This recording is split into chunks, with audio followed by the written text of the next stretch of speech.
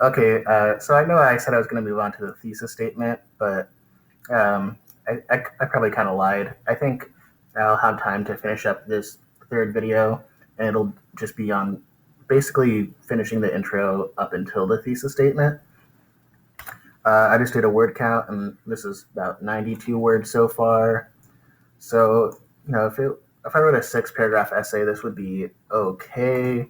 I mean, looking at it definitely just from my perspective as an educator, it's missing a few things still.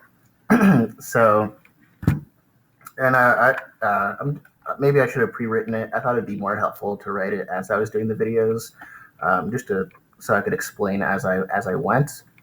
Um, so here we go. Yeah, while these stories share some similarities, it's their differences that make each author as well as each genre unique. And then this would be a great time to define each genre. So if I had the time, I would probably actually go find a quote by someone well known in the literary or academic world and maybe include their definition. But right now, we really wanted to see that you understand it, so it's okay not to do that. Um, so you can give just kind of your basic understanding. So um, the Gothic style, while similar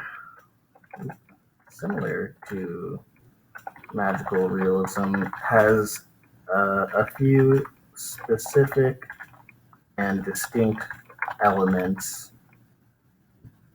that define it.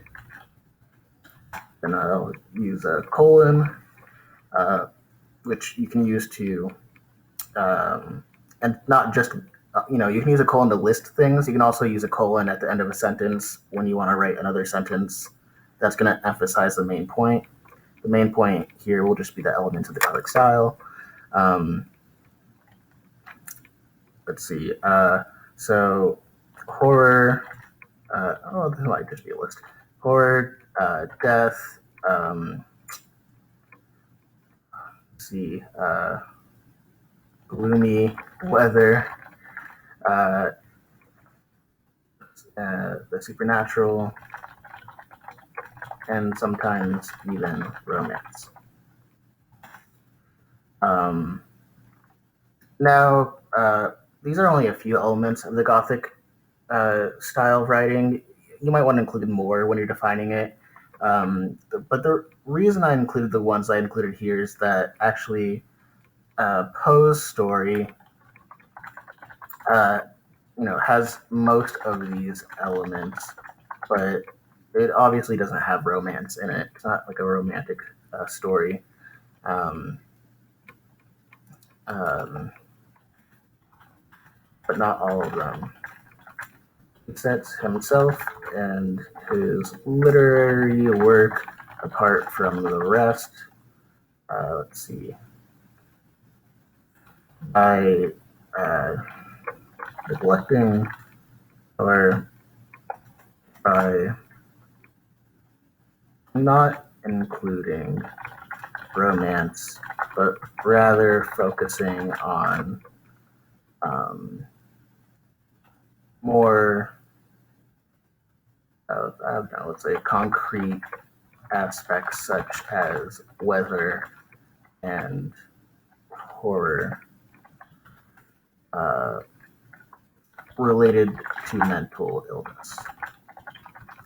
And then for me, I know that I am just more interested in things like mental illness and like trauma in general when it comes to writing and reading. So, I'm going to find my own way to sneak in what interests me so that I can make this essay as interesting as possible. Mental illness is clearly a part of the one story, so I'm going to use that and tie it into the comparison and contrast later on. Okay, now I'm running out of time. All right, let's see. Cortazar does the same thing. Realism. Yeah, I'm not gonna make it